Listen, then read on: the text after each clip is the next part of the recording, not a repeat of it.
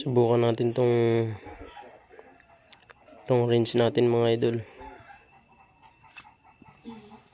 Subukan natin dun sa may wire.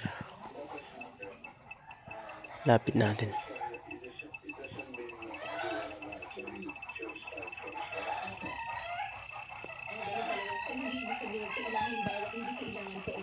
Bumalik ulit sa palibaw, maghintay ka ng palibaw.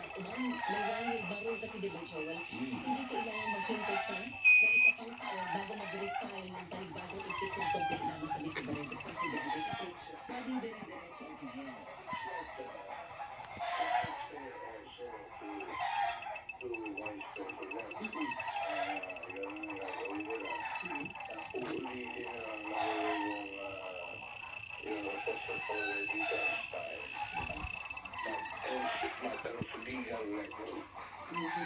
So, pwedeng tumawid. Pwedeng ipagpatuloy. Okay. Attorney, salamat sa oras mo nila. Gusto namin yun, Attorney. Gandang umaga po sa inyo. Thank you po. Salamat po.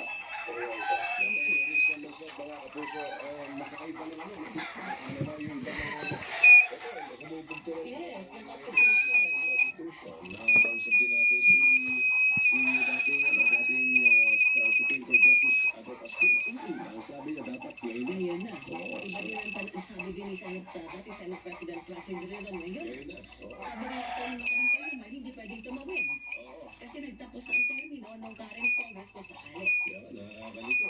Ang dami talaga abogado no? Ang hirap magkasundo na kanilang Ang gagaling na napakahusay nila eh. utak ng mga yan.